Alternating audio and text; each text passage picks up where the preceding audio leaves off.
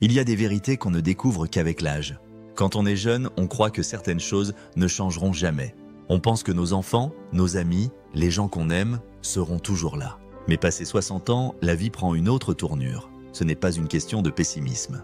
C'est une réalité que beaucoup découvrent trop tard. Les priorités des uns changent, la santé évolue, les liens se distendent parfois, sans que personne ne le veuille vraiment. Alors, sur qui pouvez-vous vraiment compter? Qu'est-ce qui vous soutiendra sans jamais faillir quand le temps commencera à peser?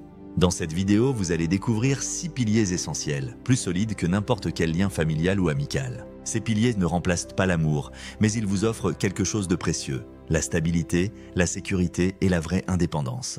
Et si vous les renforcez dès aujourd'hui, vous pourrez affronter l'avenir avec calme et confiance. Restez bien jusqu'à la fin, car ces piliers peuvent littéralement transformer votre vision du soutien. Et si ce message résonne en vous, laissez un en commentaire pour nous le faire savoir. Vous n'êtes pas seul.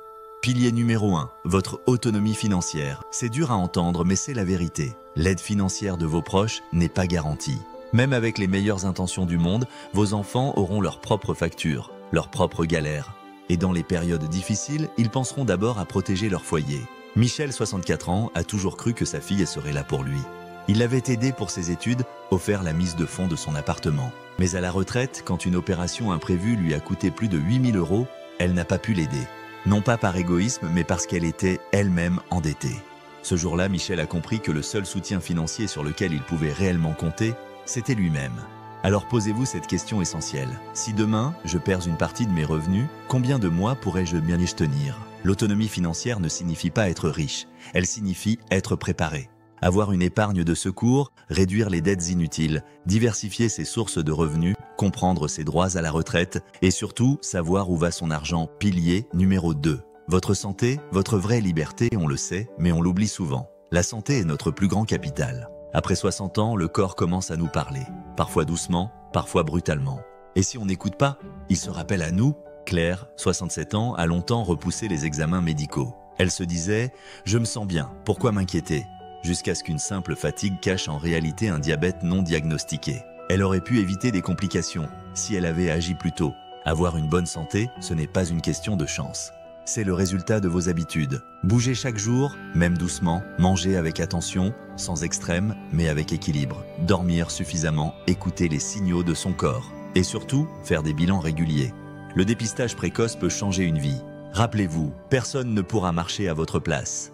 Et ce n'est pas juste une question de confort. C'est ce qui vous permet de rester libre, de ne pas dépendre des autres pour les gestes simples du quotidien. Pilier numéro 3. Votre réseau social, pas les likes, mais les liens. Beaucoup de personnes âgées vivent aujourd'hui dans une forme de solitude invisible. Elles ont une famille, parfois même des petits-enfants, mais elles passent des journées entières sans parler à personne. Antoine, 62 ans, veuf depuis 3 ans, a vu son cercle social s'effriter. Ses enfants habitent loin, ses anciens collègues sont partis vivre ailleurs. Il passait ses journées à regarder la télé, jusqu'au jour où il a rejoint un club de marche local. Une simple décision qui a tout changé. Il a repris goût à sortir, à parler, à rire. Les liens sociaux, ce ne sont pas que des distractions. Ce sont des nutriments émotionnels. Ils préviennent la dépression, protègent la mémoire et renforcent même le système immunitaire. Si vous vous sentez seul, ne culpabilisez pas. Mais n'attendez pas non plus que les autres fassent le premier pas. Rejoignez une association, un club de lecture, une chorale, même en ligne. Il suffit parfois d'un rendez-vous par semaine pour se sentir vivant. D'ailleurs, dites-nous en commentaire. Avec combien de personnes avez-vous eu une vraie conversation cette semaine? Pilier numéro 4.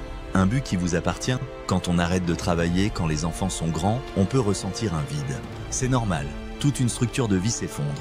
Mais ce vide peut devenir un terreau fertile, si on le remplit avec du sens. Marie, 69 ans, a toujours été très active. Mais à la retraite, elle s'est sentie inutile. Jusqu'au jour où elle a commencé à écrire ses souvenirs pour ses petits-enfants. Puis elle a partagé quelques textes dans un atelier d'écriture. Aujourd'hui, elle anime même des groupes de parole. Elle s'est recréé un rôle.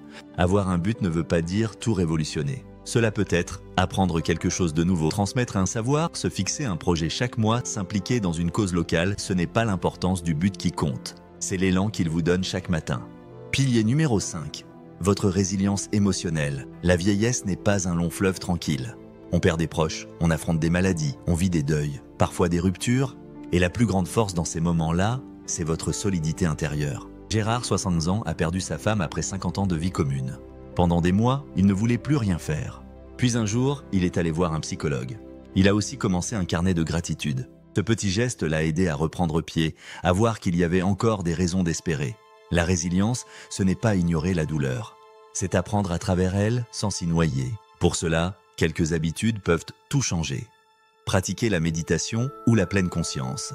Parler de ce que l'on ressent, cultiver l'optimisme réaliste, être indulgent avec soi-même.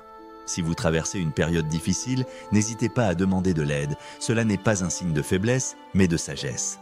Pilier numéro 6, votre capacité à vous adapter. Le monde change vite. Les technologies évoluent, les repères disparaissent parfois. Mais ceux qui restent ouverts, curieux, prêts à apprendre, sont ceux qui vieillissent avec le plus de sérénité. Isabelle, 60 ans, n'avait jamais touché un smartphone. Aujourd'hui, elle utilise WhatsApp pour parler à ses petits-enfants, fait ses courses en ligne et suit même des cours de yoga sur YouTube. Elle a simplement décidé que son âge ne serait pas un frein, mais un défi. Changer ses habitudes, apprendre quelque chose de nouveau, s'ouvrir à d'autres points de vue. Ce sont des compétences précieuses, à tout âge. Plus vous restez en mouvement, intellectuel, émotionnel, social, plus vous restez vivant. Et surtout, moins vous êtes pris au dépourvu face à l'inattendu. En résumé, à mesure que les années passent, les fondations de votre vie doivent se renforcer. Et ces 6 piliers sont là pour ça.